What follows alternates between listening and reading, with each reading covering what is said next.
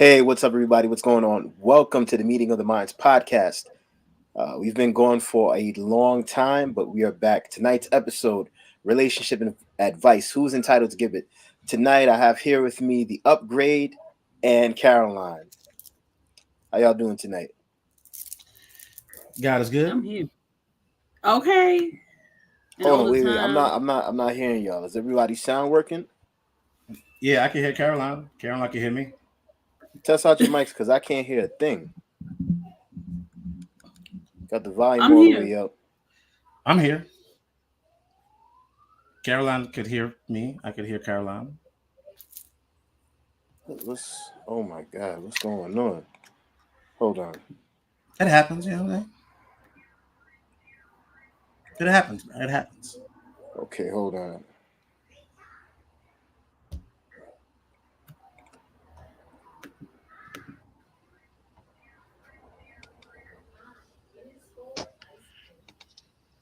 Yeah, I have no idea what's going on. This is weird. You want to restart it? Like restart your computer? Wow. All right, hold on. Damn. Bear with me, y'all. We're trying to figure out what's going on. We're having technical difficulties right now. Just give us one moment, please. Give us a moment, please.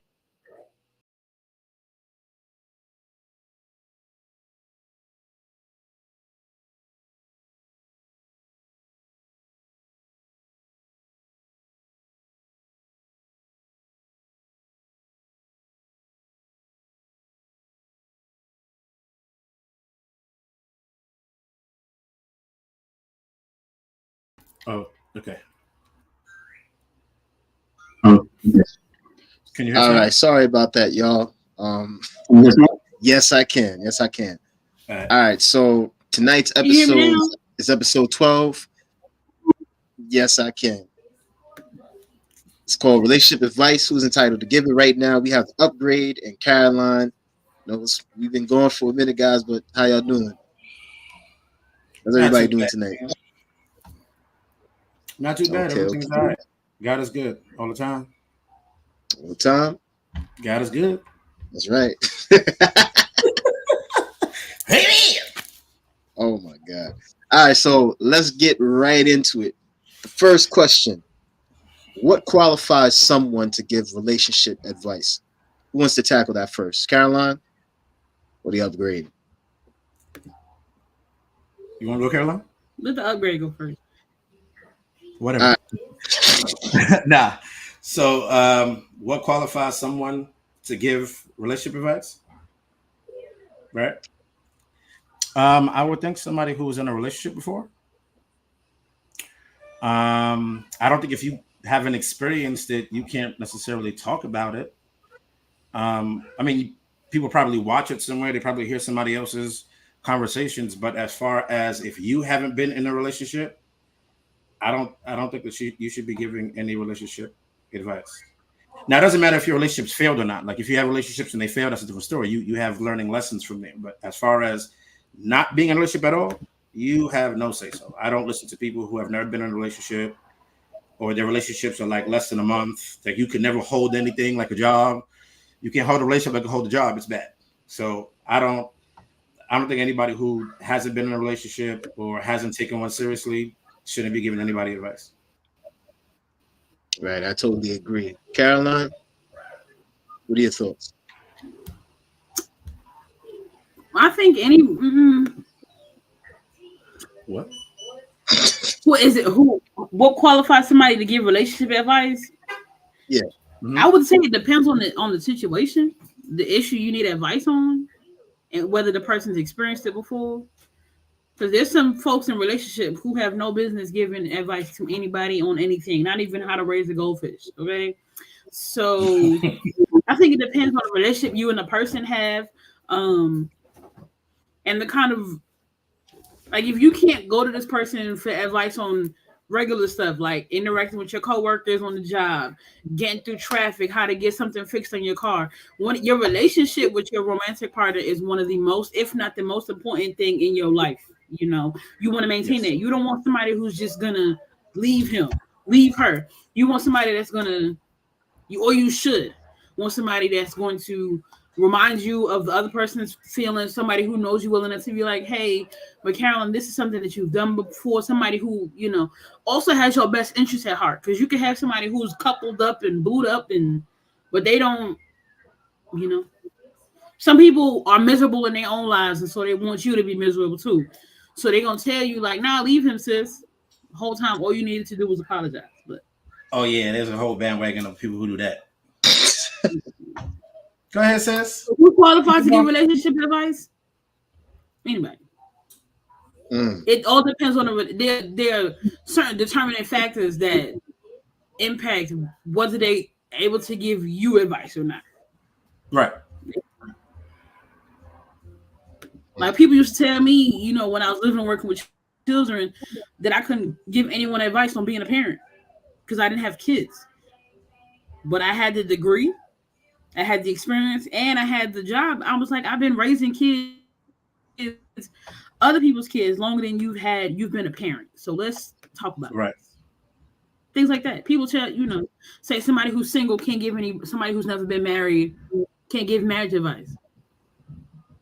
Well, they've either been in a home with married folk, seen somebody who's married in the church, been to a wedding, heard some vows, talked to a married person, been married before. I'm just saying. But, I mean, marriage is a whole different ballgame, though. Yes. Marriage is like a whole different other ballgame. Like relationship-wise, like I agree with you. Relationship-wise, you were correct when you said, even people who are not in relationships, they probably, talk to people, been around. But now when it comes to marriage, I don't know. If you haven't been married and been through it, and like been through, because it's a whole nother world when you've been through it. It's different when you're boyfriend and girlfriend, and different when you say, I do. That's true. And so, I mean, even like people who've been divorced, I would listen to them. I would listen to married people as far as things to go on with marriage. But then again, I would listen to people in regular relationships too, because some people, they don't believe in going to the court and going through the court. So it's like, yo, we married. You know what I'm saying? Like Duval said, you know what I'm saying? I got you, baby. I got you. I give you a will, give you the house, give you all that. I just don't want to go to the court. So I do get it. I get it. Yeah. Wait, hold on. Wait. You said I'll give you the will and the house. You talking about not going to the court? You mean a union that's like not really a marriage, but like y'all act like y'all a married couple? I mean, think about this. Think about the fact that we get married in church, but we don't get divorced in church. Right? So you get married in church, but you don't get divorced in church. So if that's the case, but then again, you can't even go to the church and say, hey, listen, I just want to do a union between me and my partner. You literally have to go get the court paper first, then to come back to the church and be like, all right, we're going to be married. You know what I'm saying? So in essence, people, they go to different islands. They be having spiritual weddings and all that. Yeah. It's just when you get married here, the government's now in your business. You can't get half your love back when you get divorced. Hey, can I get half my love back? Can I get half my heart back? Nah, you know what you get? Half of everything gone. And then just everything split, gone. So especially when no prenup was provided. Oh, prenups now all day. Prenups and NDAs. Now, how many people break non-disclosure agreements all the time? I mean, but that's another story. But go ahead, continue. No, I was done. I cracked myself up. I was done. Now, I'm gonna be honest with you, and this question is good because you guys know over the last few years, I've been doing a little bit of advice, and some people hit me like, "Yo, what you know?" I'm like, you observe certain things, you know what I mean, and you just like, this is my thought on it. But yeah, I guess if you haven't been through it, you can't fully explain or express because everybody's experience is different. Is one thing looking at somebody's pain and their struggle is another thing actually being in it. Facts. But let's move to the next question. is there an age range for someone to give advice?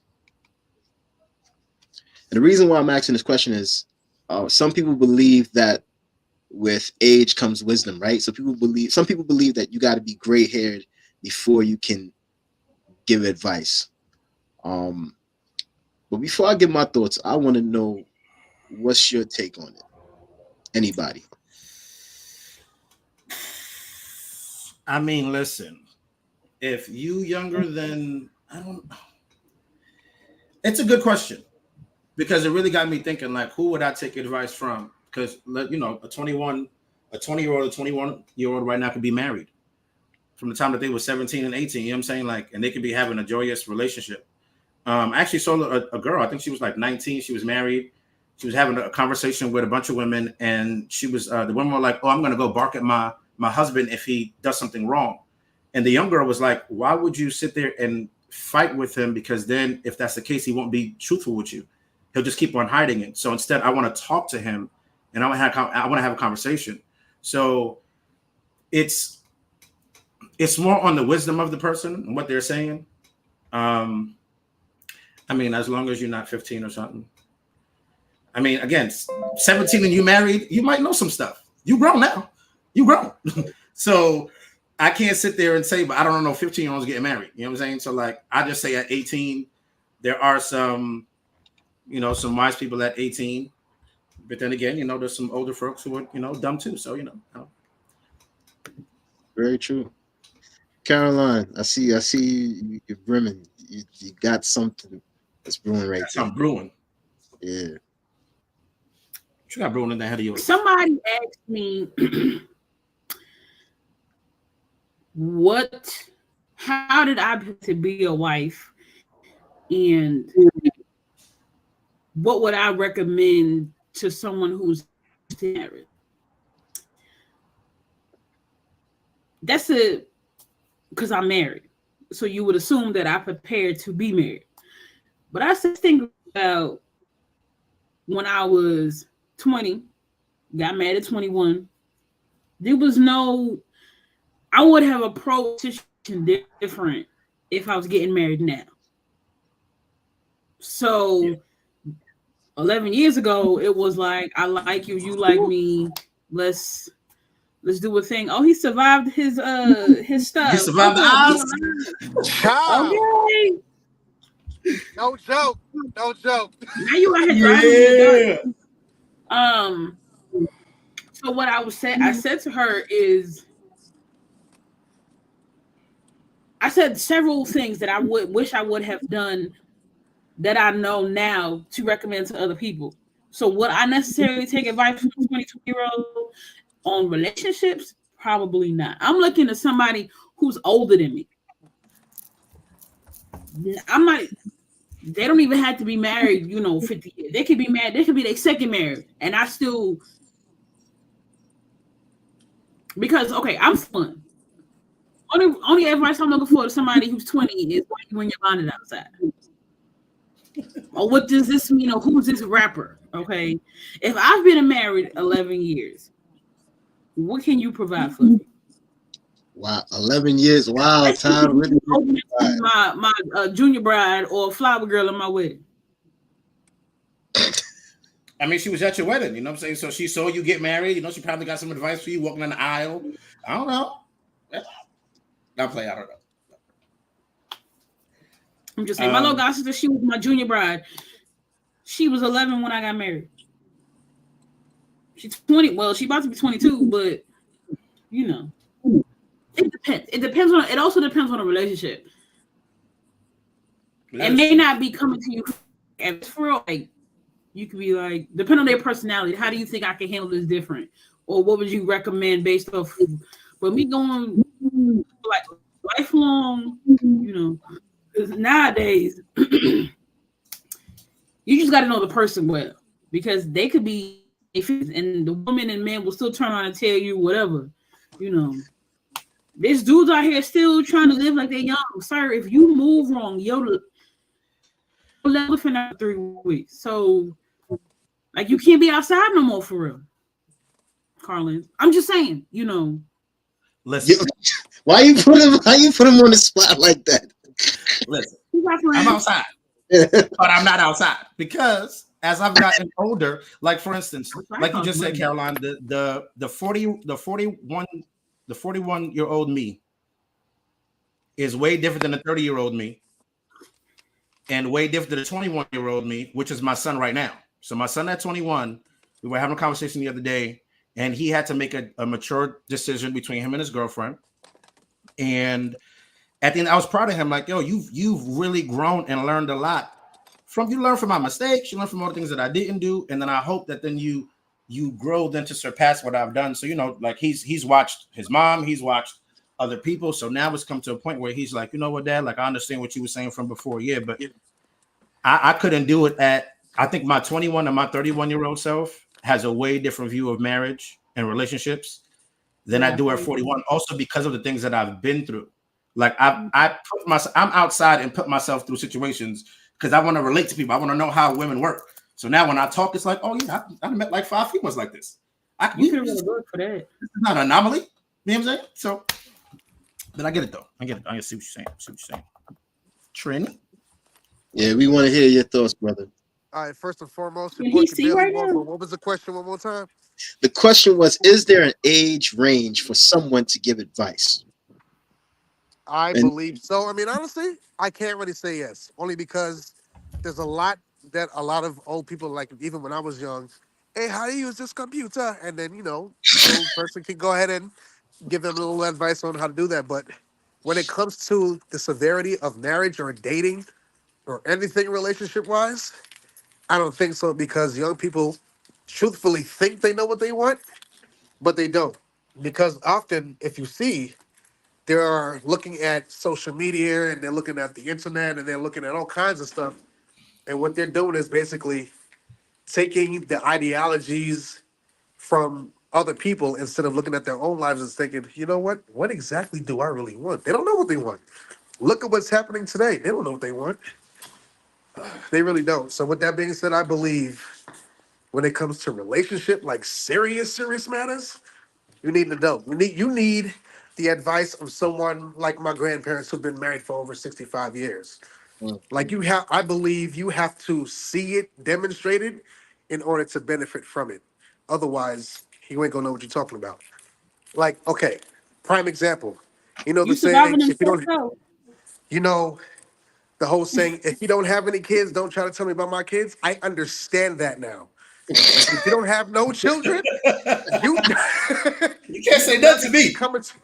You do not need to be coming to me and telling me what you think I should do with my child. Like, no, it's not gonna happen. So yeah, I yield the floor. Before you be on the floor. Hey, that taser is no joke. That mace ain't no joke either. Lord have mercy. Yeah. I yield the floor. I need to get home to my wife. No? She right there. I agree. You do have to see you do have to see older folks and those who are well seasoned in those relationships. Because then again, I know people who were married for 30 years and their marriage was horrible. Then got a divorce. You know what I'm saying? So it's like it goes back to finding that wisdom in people who are in a committed and working relationship. Hi, Shayla. Say hi, baby. Hi. Hello. She just got home from church with my mom. What's up, boys?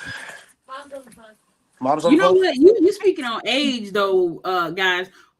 Let's talk about getting relationship advice. I don't think this was another question from somebody of the opposite sex.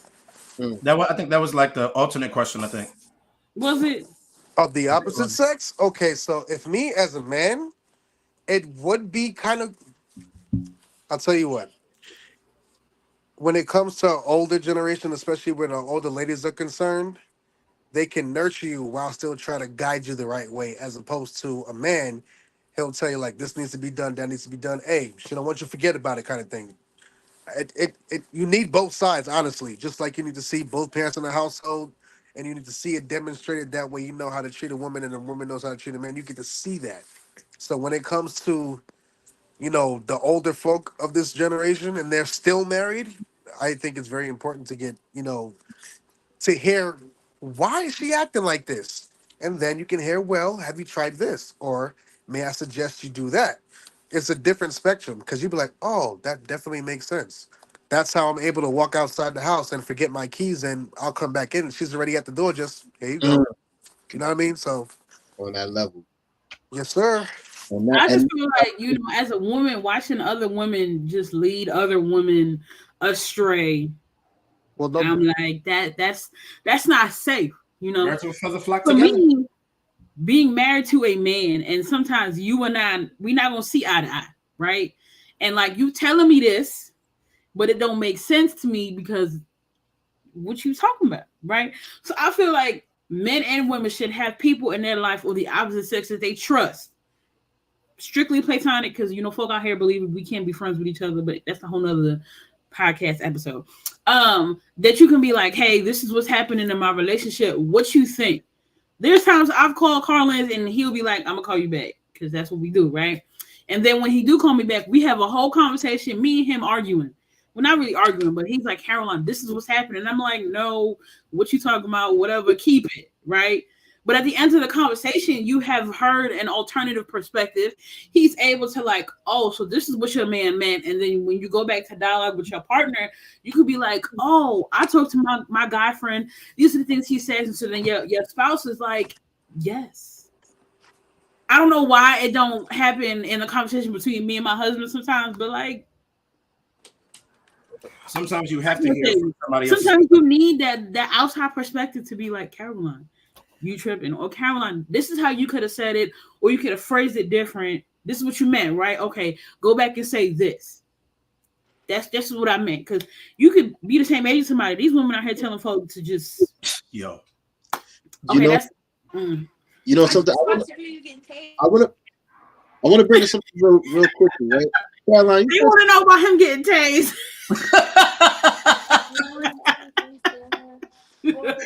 I'm sorry. Go ahead, Gabriel. You know, you brought up something months ago where I think you said you and your husband were, I don't know if you were having a game night at your house, but there was something that you did that he didn't like, and then afterwards he told you. It's not like he was in front of the people and was like, yo, I don't like you the way you did XYZ.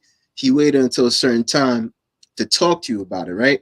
Now, when it comes to couples, I believe that there's always a time and a place to talk about something. You know, you don't have to go and blast them in front of company. You can actually do things and probably be like, yo, I don't like the way that you do XYZ. And the thing is that after you listen to what he said, you understood and you was like, okay, all right, so I won't do that again. You know, so it's all about communication. There's also a time and a place to do things. Sometimes some men and women don't know how to connect. Now, if you're having a disagreement with your husband and you're not seeing things his way, sometimes you might need the perspective of a male friend to help you see, and then you'll be like, oh, okay, all right, so that's what he meant.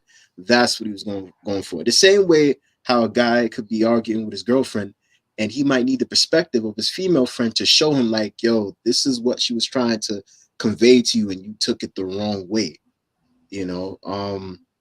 Yep. But yeah, I mean, it's pretty self-explanatory, but that's exactly what it has to be. Communication has to open up, right?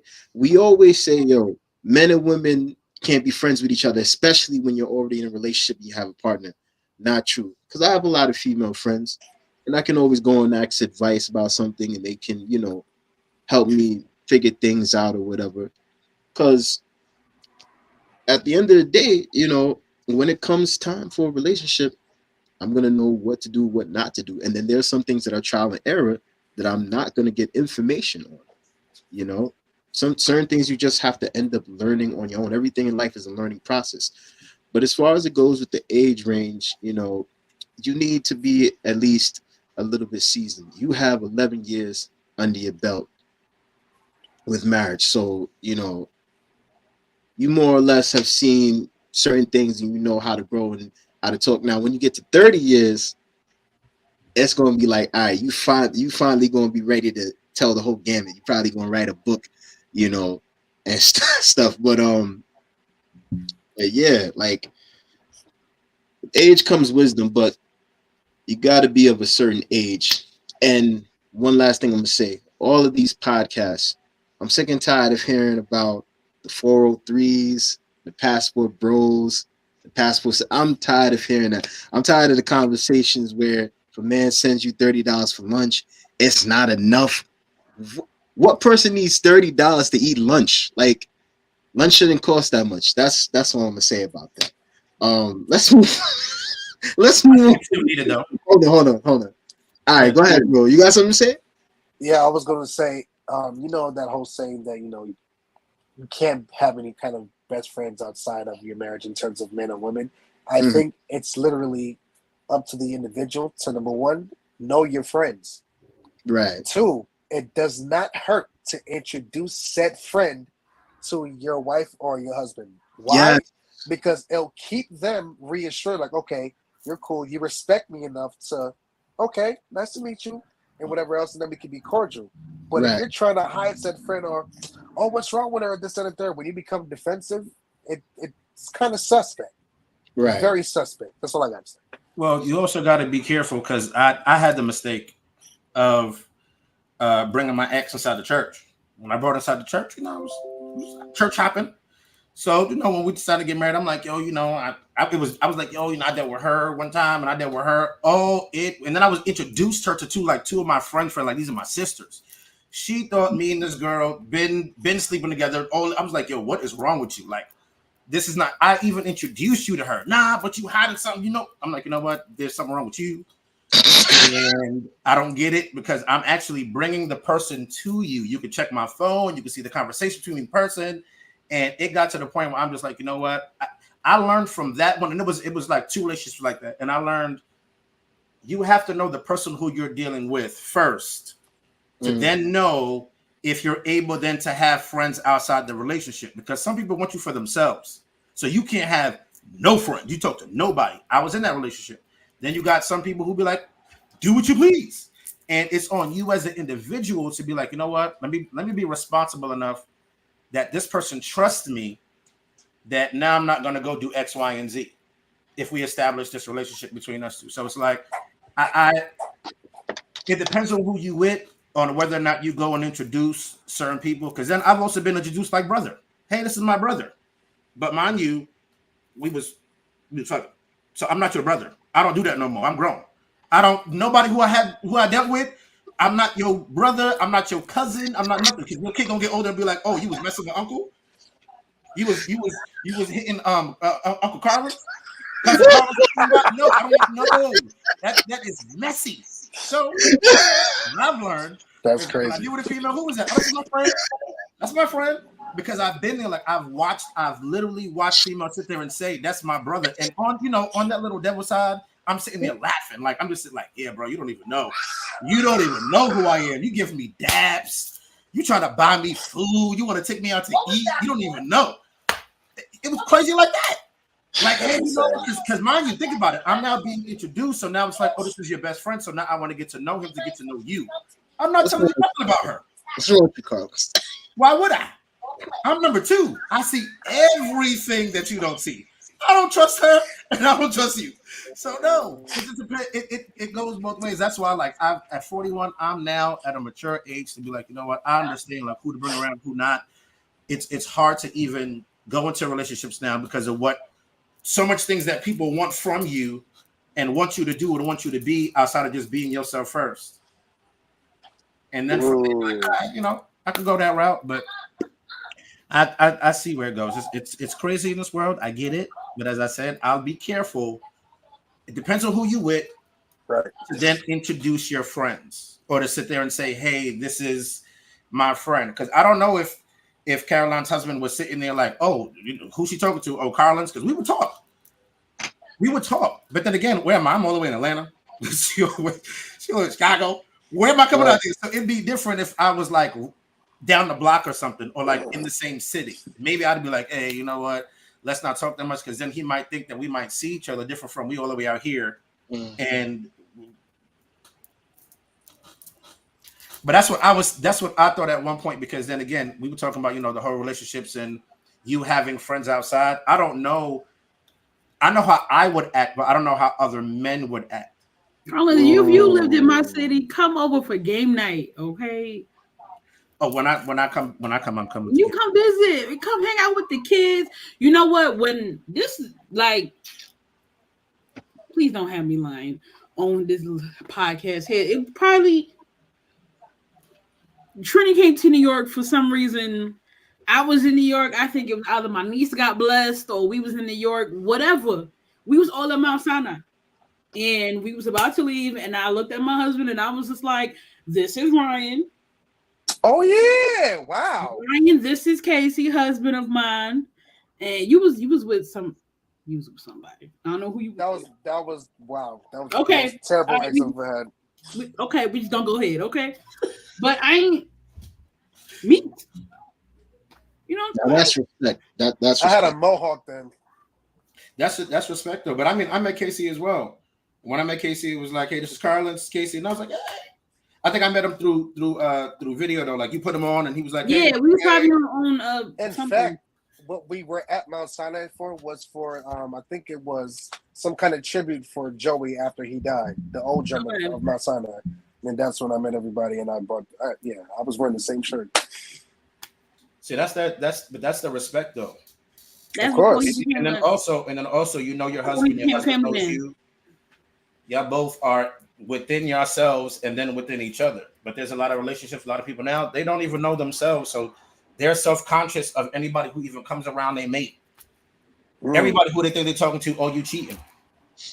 They got insecurities. If you know what, it's that all-time high right it's now. that, Carlin, and then it's also like, I don't know if people have had experiences with, like married men hopping in the inbox or pastors being inappropriate or just married folk traveling without their spouses and being trifling. Like my husband will go to Florida or wherever and invite somebody to a game night. Church youth department going bowling. Hey, you want to come? Why you inviting me? Ain't you married? Where's your wife? Bro, the whole church finna take up like 5 lanes. You want to come or no? Right. Simple. Or like I heard you were looking for more friends within this profession. Let's connect because I understand what you're going through. You know what? After second thought, I don't think it's appropriate. Okay. At this point, I don't know what you want. Like nobody should be held responsible for other people's inability to maintain boundaries. But that's I'm just saying. Like for me, I don't know what other married folks do, but I know if I'm texting somebody who's coupled, has children, married, I'm not texting you at 1, 2 o'clock in the morning. Number one, I'm asleep because I have children. Number two, if I'm texting somebody, it's their anniversary, I'm putting both of y'all in the group chat. Happy anniversary to both of y'all. Exactly. Does your baby need to put both of y'all in the group chat? Now, I don't need to do that because I don't have any boundary issues, but I feel like it comforts people. Like when I'm texting Trini, I'm like, how's the family? Exactly, and that's what she appreciates about you a lot. Right. I got the birthday to the kids written down in the book. I may not remember to say happy birthday, but I got it written down. Gabriel, your number in my phone, and I got your birthday. Carlin's too. Wow. The upgrade. I'm calling y'all real government. I'm sorry. Somebody might be looking for y'all, but like I'm intentional about that. When the upgrade texts me back, I'm like, how the kids? How's life where you live at? Oh, or like if somebody says, "Oh, Caroline, can you ask your husband about such and such?" No problem. Casey, somebody got a question for you. What should we tell them? Because for us, it's hard as a married couple. Oh, game night, we love it. When we were living in Huntsville, Alabama, when I was at Oakwood, oh, come over. We don't. The Lord bless the money because why we had people over so much was feeding them with whose money, I don't know. But we're that family. And even if we got children, not even if we have them, come over, hold this baby. I'm finna make some nachos and some brownies, but not everybody on that type of time, Yeah. So I don't know. People weird, y'all. And you talking about relationships. And Gabriel, you said you tired of them podcasts. My husband be coming in the house and hear me watching them podcasts like Caroline. I don't know why you doing this to yourself. I'm like, what you mean? He's like, why are you watching this stuff? You know it's gonna make you upset. Number one, I need to know what's out there. Exactly. Right. I need to be informed. Not that it's not gonna impact my relationship. Exactly. Like life goes on around here. But like when my single friends ask me questions, or when somebody's like, Caroline, join this conversation or join this podcast, and I'm like, no to everything. Nah, me, I'm I need to know what's out there. You said $30 for lunch. Somebody sent me $20 the other day because I prayed for them. God bless you. Yo, those prayers in the morning. I went and bought so like clutch. $5 food. Maybe 10, because my restaurant out here be giving me them big drinks. Hold on, let me enough, but that's thank you for the weekly prayers, because definitely it's something that you have no idea what you do in oh my God when you do that, boy. Because my life, baby girl, we'll get into an argument about something stupid, and then I'll just wake up to this and I'll just be like, "Oh God, thank you so much." Like, yo, my night could have been crap. Wake up to Caroline sex. Because understand, you know the saying, "It takes a village." Notice there's no village no more because nobody can talk to nobody. They take it as an insult. There is no village. There's no more big mamas on the porch telling you, "Hey, come in." There's none of that no more. Exactly. So what you do, I really appreciate the fact that you demonstrate what it truly means to be not just a first lady, but a woman who is married to a man of God. Because you got God, then you got the Godhead, and then you're covered. So it lets me know that you're in the right place at the right time. And God has truly blessed you. For real. Yo. Like, don't take that with a grain of salt. Like, for real. Like, somebody let Ray in. You know what? I'm gonna say my piece. I'm gonna go back to let Gabe ask the next question. This like, what's up, man? In 2021, I think it was around maybe May, June. I had called Trini and his wife, and we were having a whole dialogue about life and catching up. And I had mentioned to Trini and his wife that my husband and I wanted to have children, but we were having difficulty doing so. And Trini was just like, Caroline, the children will come, and his wife in the background co-signing, yes, it's gonna happen. But Trini was just like, you need to heal first. We got that phone call, and I was just like, what are you talking about? Heal from what? I don't know what happened, but 2 months later, my baby was on the way. I'm just saying, when you got folk in your life that speak over you, listen, brother Benjamin, I appreciate you. Okay, because you gotta understand, like, now that I know God for who He is, you know, for real. That? Now that I Ray, know why God you laughing? Why you did that? You stupid. It's just now that I know God for like truly who He is, just because He did greater things for people way back then. It doesn't mean He's the same today, tomorrow, last week, the week before that. You really just have to approach the throne, and you can't get up off your knees and just start doubting right away. You have to leave it where it's at and just be like, you know what? I'm gonna leave it. I'm gonna leave it. That's it. God is real. He's so real. And now you got 3 beautiful children. You kidding me? That's fire. Oh, no. 2. I thought she had 2. I got you. I speaking the next one into existence, into existence. Okay. Nickname Trinity. The world is moving now. Start a tribe, bro. Start a tribe. You got enough tribes. Okay, Ray, what's the next question? Hold on. Before I say that, yo, Ray, you look refreshed, my brother. You look like you just got the best sleep of your life, man. Really nah, man. Nah, man. My daughter is chilling in the back, so yeah. Have a child? I didn't even know that. Yeah. Nice. All the times you talked about children, I never said nothing about no child. Even Caroline. I'll don't worry. This will be an offline conversation. Yeah. Let's go to the third question. Where does good relationship advice come from? These questions all right. Hitting. I'm sorry, I wasn't stuck. I wasn't frozen. I was just stuck on that. Okay.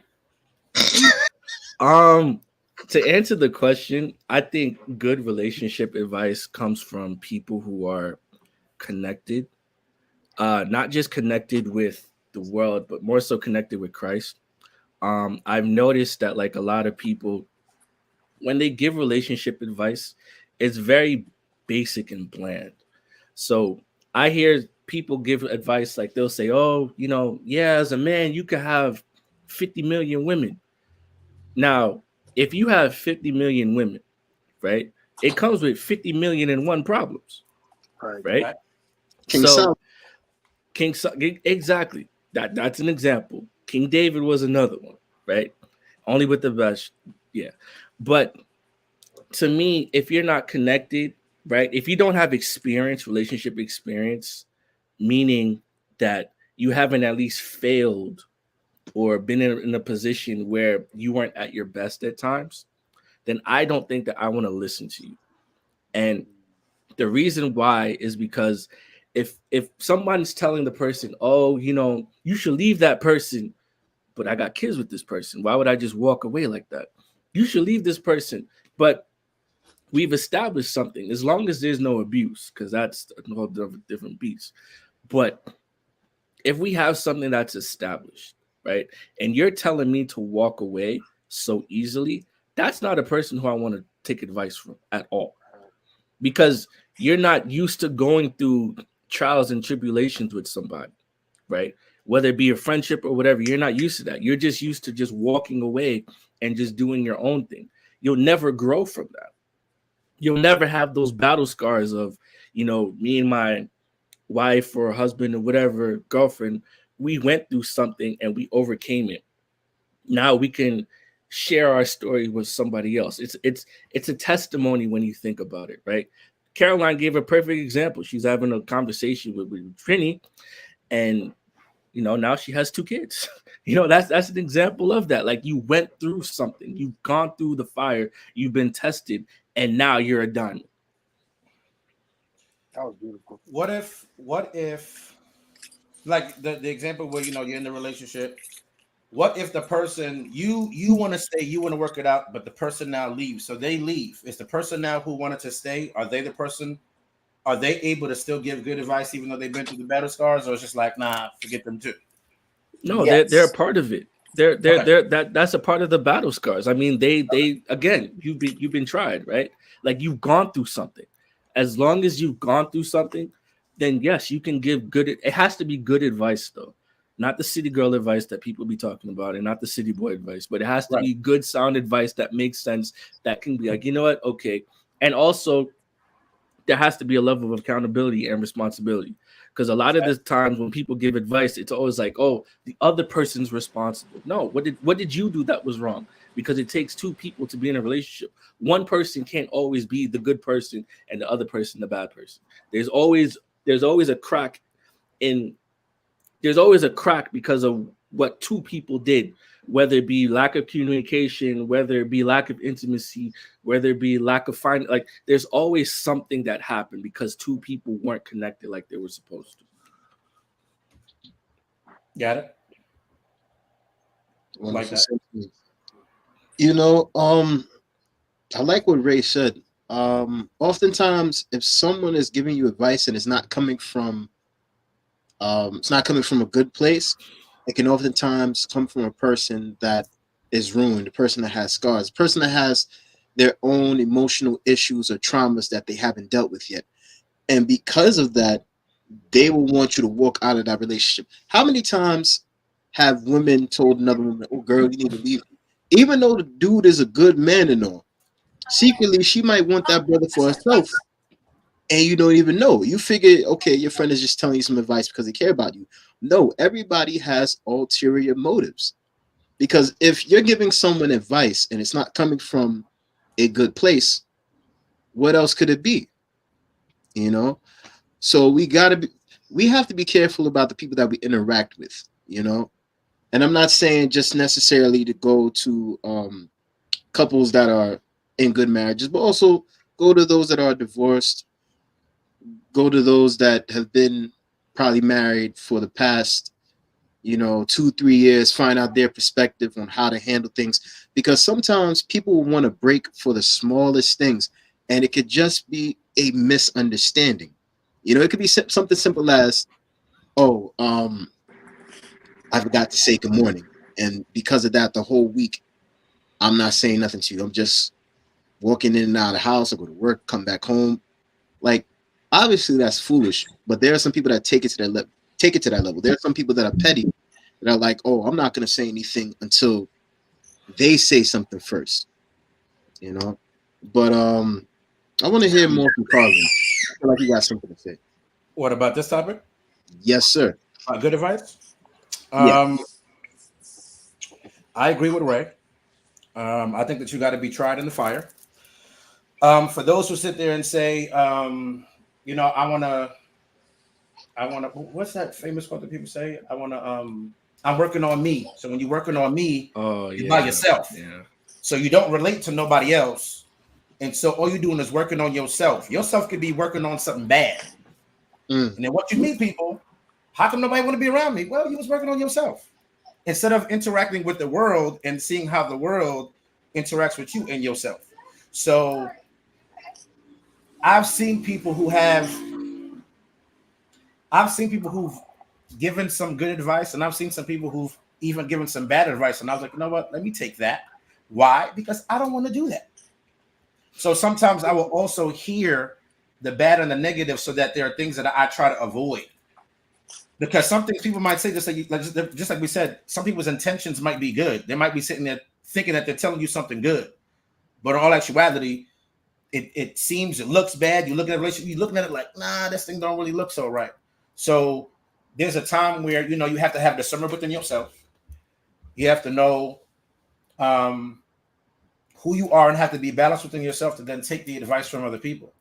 Because I don't listen to everybody. My ears are stoned sometimes. Like, if I see your lifestyle and I see how you rolling, we're not going that way. If I know that you weren't not even successful in relationships, if I know that you a dude that has mad kids, don't take care of none of your kids, just dogging women all day, we don't have there's nothing good I'm taking from you. So a person who's a panderer, there's nothing good I'm taking from you.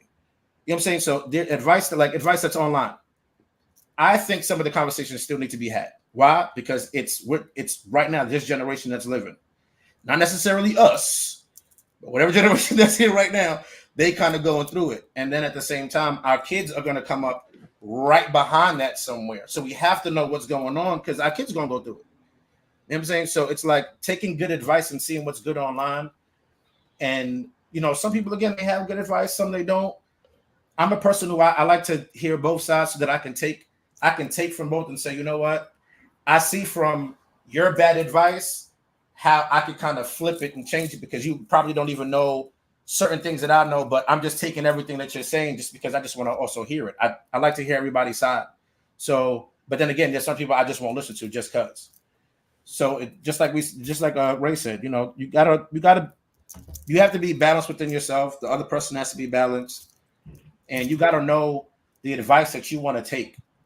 Because right now, some people are leading the blind. Yeah, I know you asked him, but I got a story that involved him, right? So, a couple years ago, I had called Carl Lance asking for advice, right? Or we was just having a conversation, and he gonna spit advice just because it's Tuesday at the sunshine, because that's just who he is, right? I don't know if I had expressed frustration or what, but we got to a point where he was just like, taking out the trash is the man's job or something like that. At that time, we were foster parents. The trash. Yes, I remember that conversation. And then what I did was, and I was like, yeah, I take the trash out, no problem. And he was like, Caroline, just stop. And I was like, but it's no problem for me to take the trash from the trash can to the dumpster. Like, it ain't no. And for a while, for a little bit, probably like 2 trash days, I like listened to Carl Lance, but then I saw the impact it had on my household. Right? If my husband is running around being a foster parent, running after the kids, cooking, doing this, that, whatever, I have no problem taking the trash out. Because me taking the trash out helps my house run. In the morning, now we in our own house. We stopped doing the living and working with children life. Now we raising our own children. He takes the kids to daycare in the morning. Me turning to him and, okay, if it's heavy stuff, if the trash can is like, I can't move it, hey, boo, can you take this to the curb? He'll do it with no problem. But if it's like, I can move it, I'm gonna put it on the curb. And because I'm home working, I'll bring it back inside. So when you pull up with the kids because he's picking them up, that's something you don't have to worry about. Right? Yep. Now it may work in your house when your partner then boot up or whatever you be doing when you do what it do.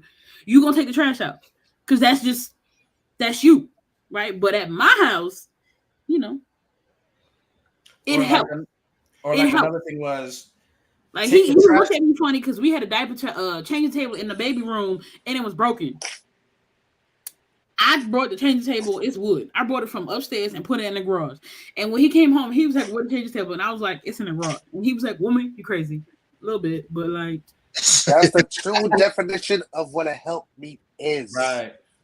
Because mind you, because I remember that conversation because she was frustrated. I was like, "Why are you so mad about this garbage?" She was like, "It's just you sitting there." Then I gave another advice, which was take the bag out, wrap it, and just put it by the door. And then watch as he's leaving the door, he's just gonna grab it and just go. And then mind you, he grabs it and he goes. And then what you do is now your job, because remember, it's like the keys. The bin is empty. So then you as a woman just come, put a new bag in, 2-second thing, and that's it. Now both of y'all accomplished one goal, which was garbage. That might seem so small, but in some relationships it's huge. I've seen people really fight over not taking out the garbage or the garbage not piles up too much. And these little things, but I've also watched it in my own house with my kids. The toilet seat being up. I have never argued with this man about the toilet seat being up. If I need to go to the bathroom, I'm putting the toilet seat down. You got to go back when you put it up. I mean, I live with women. I've learned to just put it back down after I use the bathroom. Word. That's just like, I always got screen on. Like, I just learned to go to the bathroom with the toilet seat up. Why can't you put it up? I nobody finna argue with me about that. Just it's so simple. So simple. He don't even buy trash bags. I do. But why is that expected? I mean, look, when you go to the toilet, you expect them to be one way. Like, check first before you fall in. That's what I'm saying. I think it's laziness on one part. It's true because I ain't gonna lie. There's times where I left the seat up and I almost fell in the toilet. Oh God! Because I be rushing, like I be rushing the bathroom, like, and the next thing you know, I be sitting like, damn it, I forgot. So now I just put the seat down. When people come up, put the seat down. Oh God! I got my daughters, put the seat down. But I had a kid who came over and he was like 9 years old. I went to the bathroom and he peed all over the toilet. Oh, I was pissed. Mind you, he just lives with his mama and I think like the grandfather, but I don't know what's wrong with the grandfather. So I was like, "Yo, what's the toilet?" Like, you don't know how to put the toilet seat up? So I'm like, "Your grandfather didn't tell you, your mom didn't tell you?" He's like, "Yeah." So I'm like, "Oh, you purposely being an asshole in my crib though."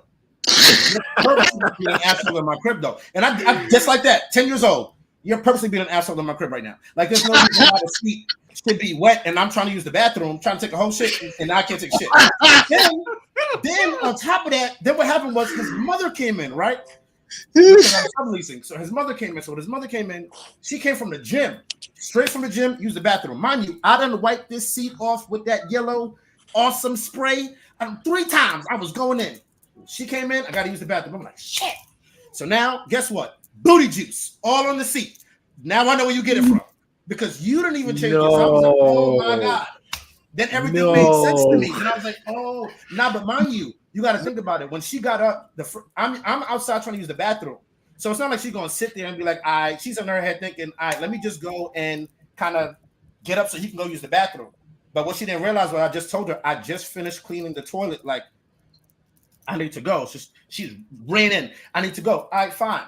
Runs right back out. I'm standing at the door. I look at it. I literally turn around. She didn't wash her hands? Huh? She didn't wash her hands? No, she washed her hands. Oh, okay. You know how you sit in the seat at the gym after you've been sweating for a while? Yeah. Your pants is up. That's why everybody got to wipe it all the time? Yeah. All right, so think about that. Just not with the pants. Okay. And so then I had to wipe. So then I had to clean it. So then I looked back at the boy and I'm like, yo, listen. I said, what you got to do is you got to realize that when a man is giving you advice, and definitely when you're in his house, you got to pay attention. You don't want to grow up to be somebody who nobody likes you. Word. You know what I'm saying? And I even told my own son that. Like, my son knows that. Just don't be that person that nobody likes you, because then you won't get in a relationship. There's no advice you can give nobody. There's no advice nobody wants to give you because nobody likes you. If you got a dirty bathroom, don't invite me over your house. Just don't. Yes. First of all, if you have a dirty bathroom, I think if you have a dirty bathroom,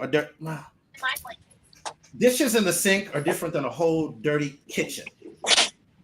No. If I go to the bathroom and you have no soap, no extra toilet paper, I can't find a cleaning product. Please do not invite me. You sound traumatized. You a man, and you had to taste, and you had to clean up your beard, facial hair, and then clean up after yourself. No, baby, you're not ready to date. You're not ready to talk to nobody. You're not ready to have game night. Because I know you've seen that. Oh, you know that part of the toilet on the bottom, that little pole on the bottom of your toilet? If that ain't clean. Word. That little, yep. Mm-hmm. I'm telling you, I've been to some people's houses. I was like, oh my God. I walk right back. But mind you, I do things on purpose. Like, I go to your house and be like, hey, can I use the bathroom? I want to see what your bathroom look like. It depends if I'm going to enter inside what sits in that bathroom. Because if your bathroom is nasty, you might be nasty too. I don't want to go in there. Correct.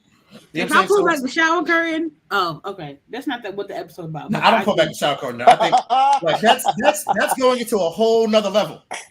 I've seen some crazy tubs. Some people don't have shower curtains in their bathroom. They don't have no soap either. I mean, I ain't gonna lie. I didn't have a shower curtain for like a week or two, but I've just had. And I hope you're not on this podcast trying to give anybody advice using 3-in-1 body wash.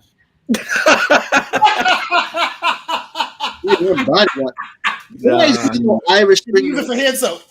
That stuff don't work. Dial don't work either. You know, you need to get the black. Yes, brown soap, black soap, the peppermint soap. Yes. Peppermint soap. What's that? You think I still look like peppermint soap?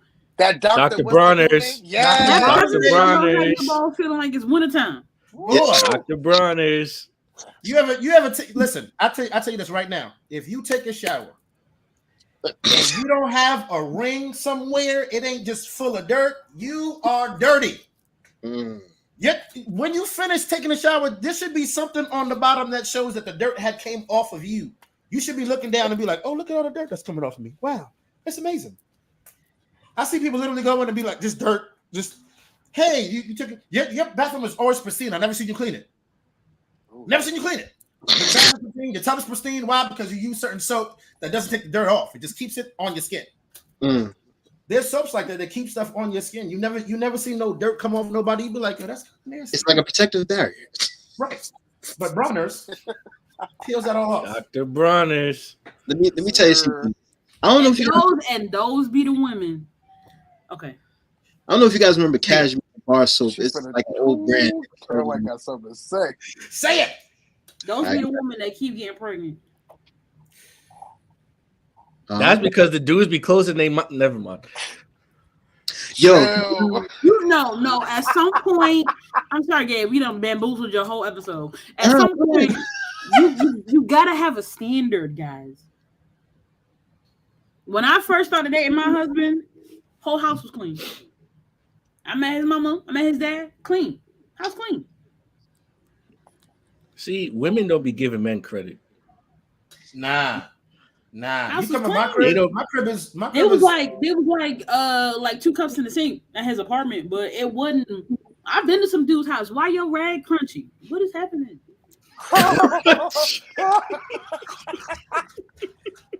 It's crazy. I don't even get to use my rags more than 5 times because she replaces them every trip. Okay, my husband be coming home and like he gotta go get a new towel because I've washed everything. Use all the wipes, the flushable wipes, dude wipes. Traveling. I got toilet seat covers and everything, but that's because like I'm a Pathfinder. Word. I ain't want to wear that uniform again, but like it's in my heart. No, and you're kind and true. And you talk and Carlos, you talking about you've been to some houses. Listen, these women on the internet arguing about Cheesecake Factory is not an appropriate place for a first date. Are the nasty, same women. Nasty. Don't ask her cousin. Don't ask to meet her mama. Ask to meet her cottage roommate. Oh no. Oh no. When I got to college at an all-female school, and I was bringing shower spray to clean the bottom, it was some stand-up showers. To spray on the floor, rinse it before I took a shower with my shower shoes on anyway. And somebody was like, "You cleaning the shower?" And I was like, yeah. No. You going to a woman's bathroom? Why smell like in here? This y'all trying to tell me you don't want to drink water? Please swim in some, because this. You remember Jamaican church with the women's bathroom, them old days? Long lines. Them long lines. Before it got refurbished, I remember all of that. Yeah. Them long lines. Look like this. What is on the floor? What's in the toilet? Jesus. You walk in the living room, you see stuff on the floor. I mean, there's blood. But it's worse. It's worse when you come to my house right now, Collins. There are toys everywhere. Okay, watch your step, right? But don't nothing stink. The diapers put up. Like there's no food expired out. Like it's some folks just. And when a woman is experiencing Mother Nature, should nobody know? Nobody should know. Nobody should know that you. Nope. But they be thinking though. It should be wrapped up. It should be all of it. It should be wrapped up and then thrown in a plastic bag. But no, they just throw it open in the bathroom. Just what are you doing? Why are you putting it in my bathroom? Huh? Now I gotta smell you. This guy Carlos is traumatized. He is. Yes. Don't let him get I'm traumatized. I'm traumatized. Bro has been through some stuff. I've been through some stuff where I literally was like, you know, some people just say, "Don't judge me." I know some people who I literally won't judge them. I've been there with you. Like that's different. But you walk in and you just like, and you have kids. Yes. And your kids are gonna follow this. No, Collins. When I tell y'all to tell y'all male friends to ask these girls' college roommates. When I was in college, okay, it wasn't my suite mates. Because at Oakwood, when I went to my first school, I had my own room because my roommate moved to be with her friends. When I got to Oakwood, they put me in a dorm room that was a suite. So it was 3 in a room. So 6 of us sharing one bathroom. Okay. Wow. Why it look like it? There's hair everywhere. My story. That would piss me off. Okay. Stressed me out. You know what, Caroline? I heard a story from someone else who lived on another floor. One of their suite mates put a dirty pad on the wall. Yo, bro, it's time to go. It's time to go. Caroline, listen. Same story. Nope. I'm in college. I'm dealing with one shorty. Poor Gabriel. I didn't know that shorty knew the other shorty. Right? I didn't know that they were friends. Didn't know. You better not hit us in the group chat after this, okay? Oh God, I do have a story. We're gonna send a long note with him on the bus. You about to hit a Q70, whatever. Like, hey, what I told y'all was you couldn't be on here for an hour. You got this look. Hey, Gabe, you should change your name to the therapist, man, because you just having a therapy session with these guys. Let me tell you something. I was about to say, let's just run for another half hour and then wrap up. Oh, you know what I mean? Oh snap! What happened? Hi, son. Daddy calling you. He coming up the other way. Oh wait. Been through it. Love it. Listen to the whole story. When I was in college, I was dealing with one shorty, and you want to say hi? I don't remember if I knew that they knew the other shorty. Hi, Papa. Hey. Hi. Don't press the buttons, but say hi. You smell like cologne. Say hi. Hi. That's Trini right there. Adorable. That's Brother Ray. That's Carlin's right there. And that's Gabriel. Say hi. Yeah, he looks tired. Therapist Gabe. That's his new nickname. Just like his mama. I don't know them folk. I ain't say hi. Say bye now. Say bye-bye. Bye. Bye. Go back to daddy. Go that way. Yeah, so come to find out that one of the shorties, she found out that I was messing with another one. So what she did to get the girl mad was she went into the bathroom. She had a period. She left the bathroom. She put the period pad underneath the sink. Underneath the sink. So now, mind you, at the time, I didn't live on campus legally. So I was living on campus illegally. See what I'm saying? I was jumping from room to room to room. So in that sense, I was sleep like I was in the wing one day. I went to the bathroom. I'm like, yo, why do y'all whole suite just smell nasty? So everybody's trying to look for it. They go to the bathroom. They find out what it is. When they find out what it is, they find out who did it. It was about to be a whole fight. But then from there, I didn't mess with her because I'm like, yo, you nasty. If you're gonna do that, I don't know what else you're gonna do. Like that's nasty. You just don't put like you purposely put it under the sink, like you stuffed it under the sink. People have to go find it. It's nasty stuff. And I was in college. I mean, listen, I've known some girls in college, and that's the reason why we never got together. I knew what you was doing back in college. That's what I was doing too. I ain't gonna lie. It was a fight on site. I was all. It's a I good think we thing. cut off Gabe. What was your story, Gabe? All right, so one day, right, and this is like probably 3-4 years ago. I'm at work. Q77 and Q27. And all of a sudden, I go to the store and I see this thing. It looks like it's an Infinite 8, right? And then I realize it's always with red. I'm like, yo, why would a woman come into the men's bathroom? I'm like, yo, this is disgusting. I'm just like, no shame. So the women's bathroom is right next to the men's bathroom. You snuck in and you just like, oh, I'm just dropping here on the floor. Never seen anything like it. They haven't got to sneak in no more. They can just assume their gender. But that's another story for another time. They can just say I'm a man. But let's talk about that real quick. Ladies and gentlemen, for those of you that are watching, men cannot get pregnant. All right. Period. It's a woman that is now taking testosterone. So it's a fish and a lesbian. So, we're gonna get off that. But Collins, go ahead, continue. Matter of fact, no, I think you were done, right? Yeah, I was done. All right, so you're gonna go to Trini. Then we got to go to the next question. We got to go to question. Matter of fact, we're gonna skip question 4, go straight to 5. But go ahead, Trini. Ask the question one more time.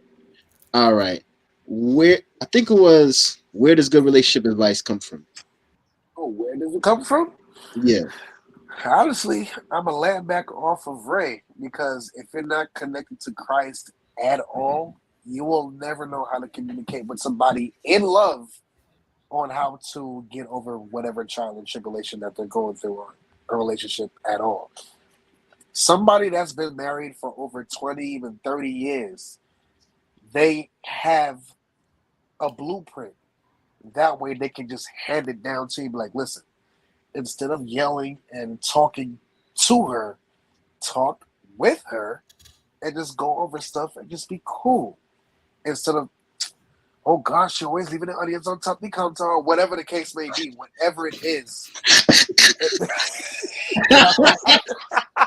The Trini come out.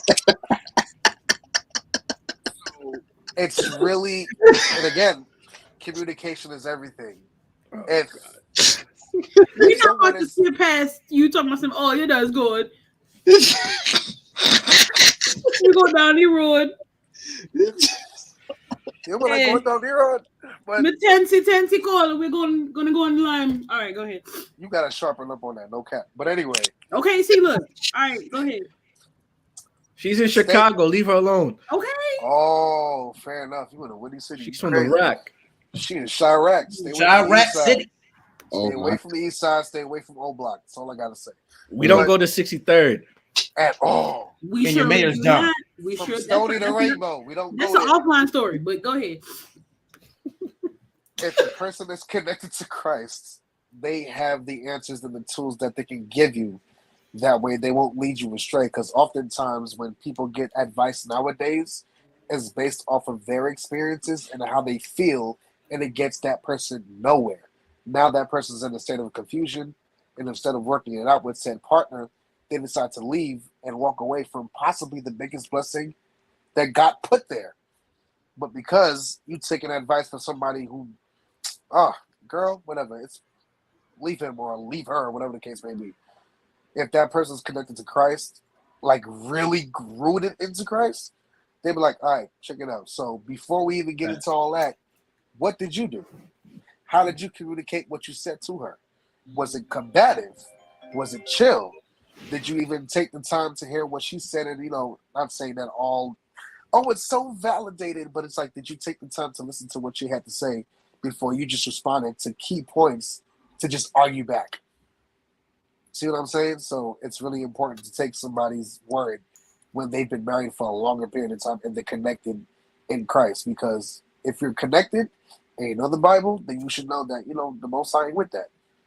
He's not with that. You're going to stick it out because before he comes, we all got to go through some really, like America's about to experience something it's never experienced before. But we all got to go through that fire to get to that kingdom. I yield. Yeah. All right. So you know what? I'm looking at questions 5 through 9. Pretty much, we answered everything through it. Like, basically, I'll just run through the questions. Are we willing to accept advice that's given? What relationship advice have you gotten? Can men and women give advice to the opposite gender?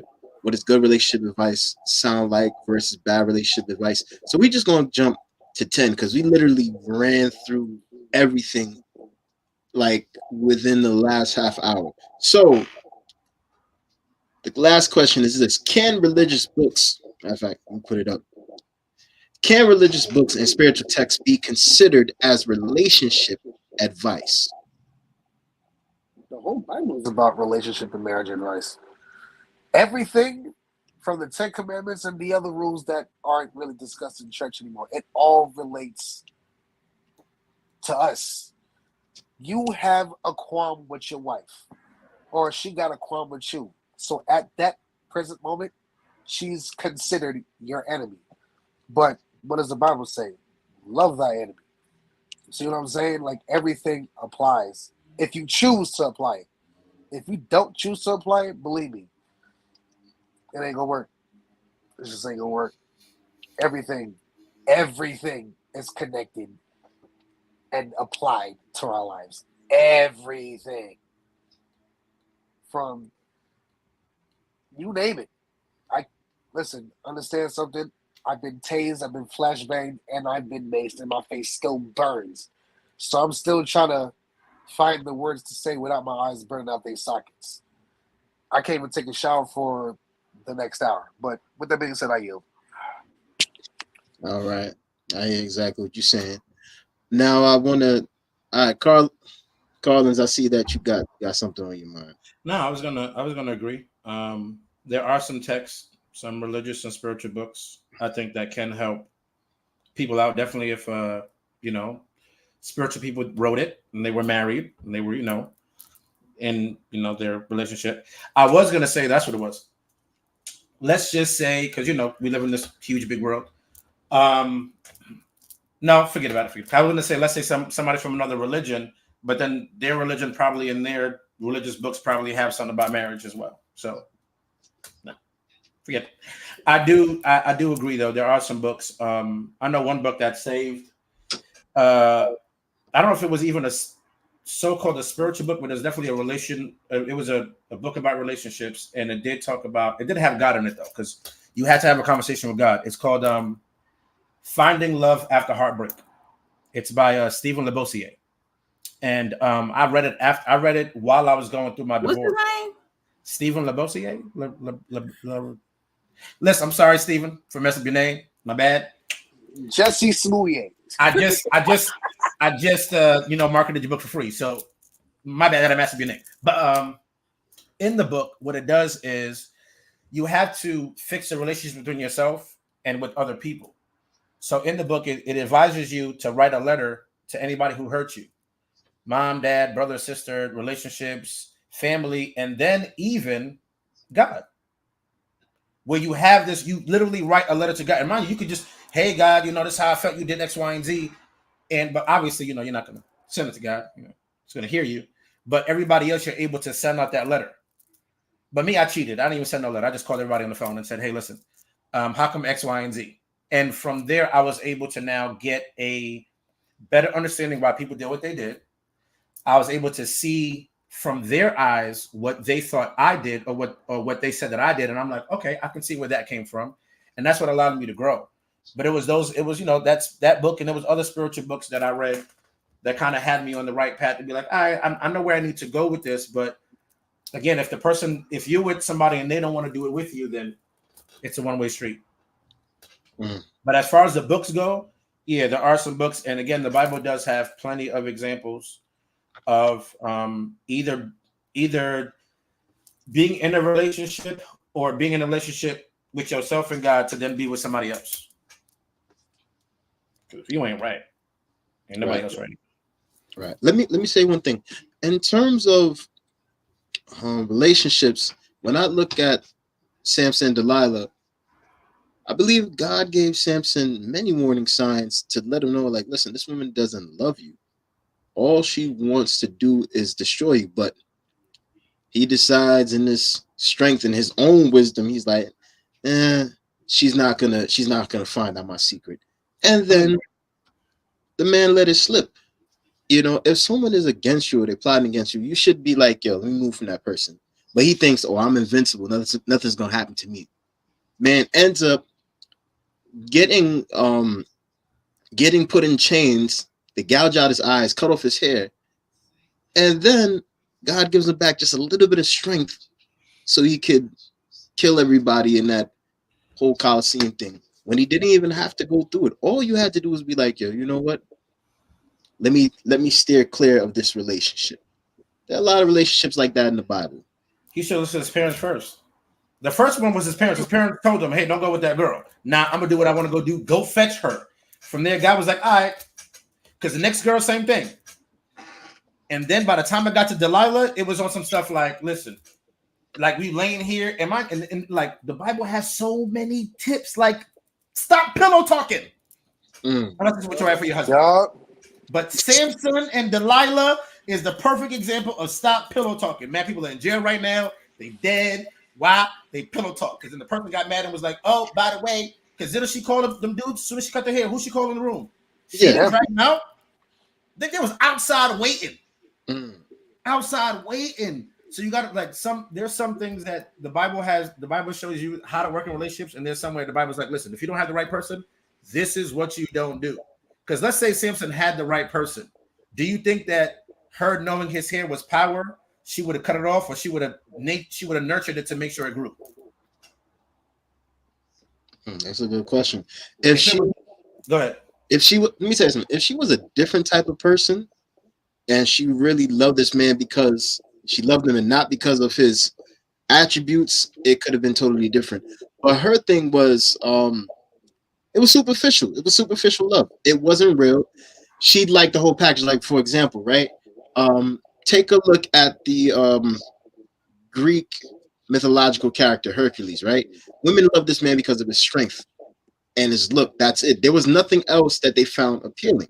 So when it came to Samson, that woman didn't love him. She was just attracted to the outside. She wasn't concerned with the heart or actually building a real relationship, because look at what she did to him in the end. You know, and you have a lot of women like that today, that they are focused on looks and financial. They don't really care about building their partner up or growing together, you know, or having kids or just being a helpmate. And we see helpmate in the Bible all the time. The women are like, yo, I'm liberated. I'm not doing that. You're going to be the boss now. Like, how does that help out the both? You know, even something as simple as the trash, right? And what Caroline says, she's like, yo, if he's doing this, I can do this. It's not a problem. But for other couples, it'll be like, yo, I took this out yesterday. You need to take it out today. It don't have to be like that. Nah, the little things, the little things, the little small things matter. Like if somebody came to my crib and they cooked, let's say, and I was here, and they probably cook, and I wasn't working or doing something, let me clean the dishes. But I know some people who will literally clean the dishes as they're going. It's normally me. Right. You know what I'm saying? So there's a difference. Like there's some people who, you know, they expect you when they come in with the bags. I at least put everything away. I start cooking. These are the two. But most of the time, as soon as you come in the house, you drop all the bags, wherever they are, and then you go sit down and do whatever you do, and then now she has to go not only unload, then put it all away, and now she has to go take everything back out to go find out what to cook. Then she got to cook. That's a lot for one person. You know what I'm saying? So that balance needs to be there. And I learned a lot from my own marriage, the good parts and the bad, to learn what and what not to do in other relationships. And one of the things I realized, it was really the small things, and it was comprehension. Small things and comprehension. Well, that was my takeaway from it. So it was a lot. Divorce is a lot. It hurts. Yeah, and it costs a lot too. I mean, I don't know way more than you know. More than you know how bad it costs. Let me tell you, since this is my venting session as well. Yeah, it hurt so bad. It hurt so bad when I gotta drop my daughters back at the house, and I'm watching somebody else be in the house that me and her bought. Wow. Jeez. Wow. Like I gotta pull up. So when I pull up, I'm dropping the girls off, and I'm seeing just somebody, hey, like things like that. It'd be like, oh my God. But then at the same time, say it again. I can't fathom that. You see, that's why I posted earlier. Like I was smoking 2 blacks, walking from the gas station back to the house, smoking 2 blacks in 1 pack before I got to the house. That's how stressed out I was. It was crazy. And then it became to the point where I had to start balancing and loving myself and realizing there were parts of me that didn't do right, but it was the other person as well. So only thing I had to do was fix me and fix the things that I had learned from listening to other women. Because one thing I learned, I was really nice. I was a really nice guy back then. Now, I'm kind, I'm loving, I'm sweet, I'm caring, I'm an asshole, and I'm a jerk. You're hard on thoughts. Does 7. Okay? Does 7. I'm kind, I'm loving, I'm caring, I'm sweet. I'm an asshole, I'm a jerk. Why? Because you need all of those. Women actually love assholes and jerks. I'm just not a malicious one. We do things in season. We laugh and we joke about things, but not on some like, you really trying to go at somebody. So I've learned through those things, like we never had jokes. Like now I have people laughing at me all day. And I'm not even trying to be funny. But I had to learn these things from my past relationship. And I had to learn, like, you know what? These are things that I've learned. And then also like talking to Caroline, talking to other people who are married. Like my family, we don't have, the longest relationship I think was like maybe 20, 30 something years. And then my aunt had passed away. So that was like the last relationship that was like, that lasted where we could have a conversation and talk. But even through that, I've learned and garnished a lot from looking at other people's relationships, just doing that. But yeah, that was it. My bad. Yeah. All right, so we have 2 more responses. I want to hear from Caroline and then Ray, and then we're gonna wrap up. Oh God. What's the question again? I'm trying to make sure my baby don't run down here. What you say? All right. Can religious books and spiritual texts be considered as relationship advice?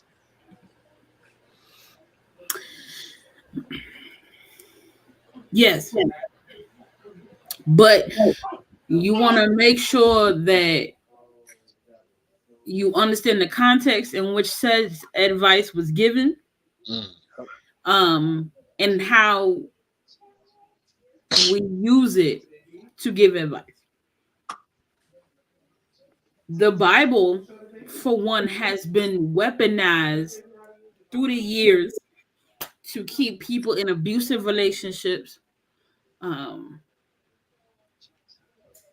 And I think when you weaponize the word of God in that context, you can do more harm than good. When you have text, love your wife as Christ loved the church, and we got the Proverbs 31 woman, and lead to cleave, and love is patient, love is kind. I think, and let's not forget Songs of Solomon. Things like that can really be transformative to a relationship. But when you tell somebody to stay in a relationship, even though they get their head beat because nobody cheating, that's a problem I have. It's crazy you say that. This is just to interject because it's just people often they only read the text of their point, but they never read the rest. Like for instance, don't judge me, but if you read the rest of that, the Bible says as long as it's a righteous judgment or a righteous guidance, or you know what I mean. There's so much, but yeah, that totally made sense. So can they be used? Yes.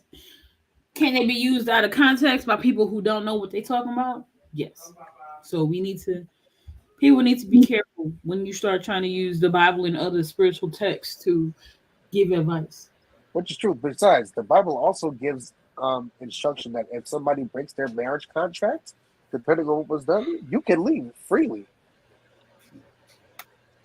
And that can include cheating and having a child while on a break. I don't believe in that. Either that's correct. You're not.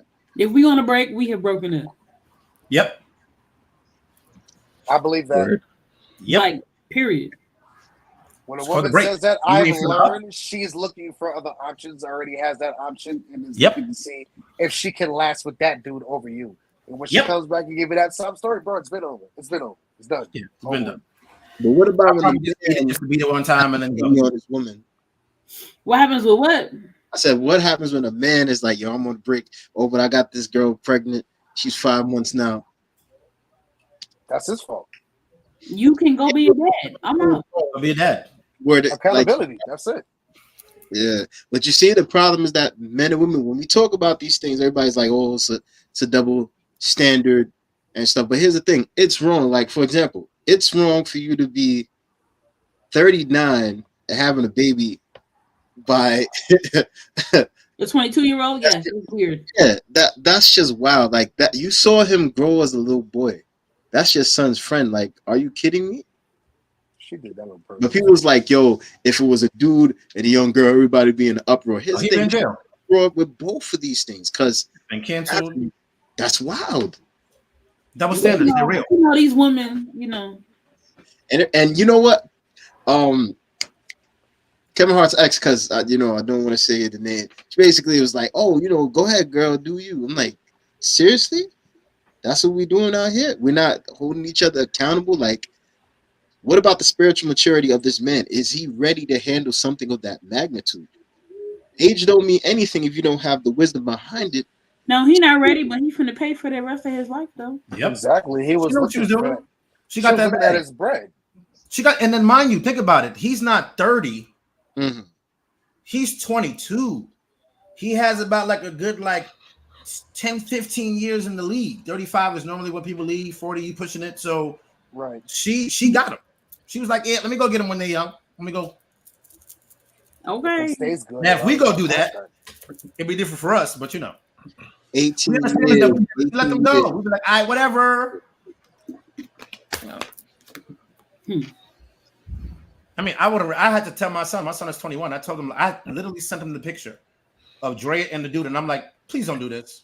Please don't be the dummy. Please don't be the dummy to sit there and get somebody who's way older than you pregnant.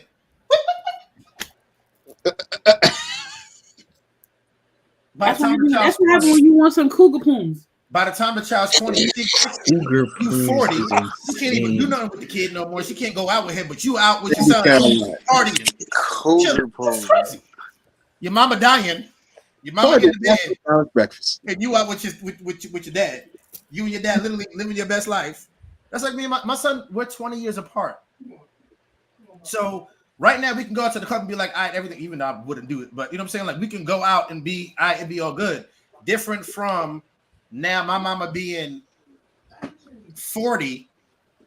Like if I had a child now, I wouldn't even have one. I don't even know if I want one now. 41? Nah. By the time now I'm day 20, I'm 60. Yeah. That's a lot. I already did it with Isaiah. That's wild. Yeah.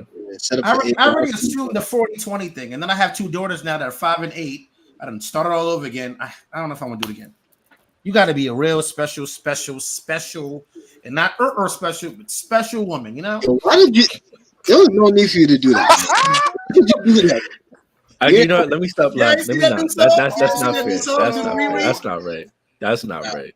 Okay, Gabe, whenever you feel like ending the live, don't let him leave. I want, since we speaking on something. So Ray, you the last one, brother, and then we gotta wrap up. The question is, can religious books and spiritual texts be considered as relationship advice? All right, I'm gonna keep this short and simple.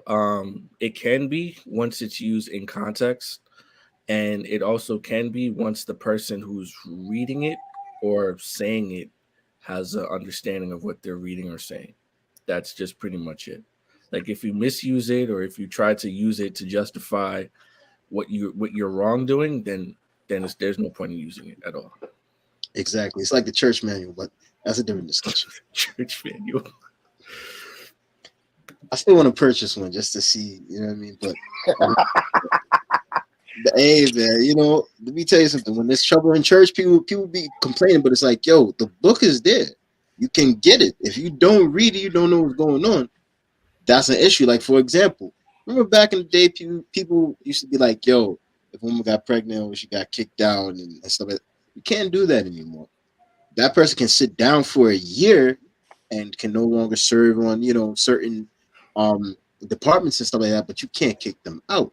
You know, reading is knowledge. So just like with what Ray said, when it comes to the Bible, you have to apply it in the right context.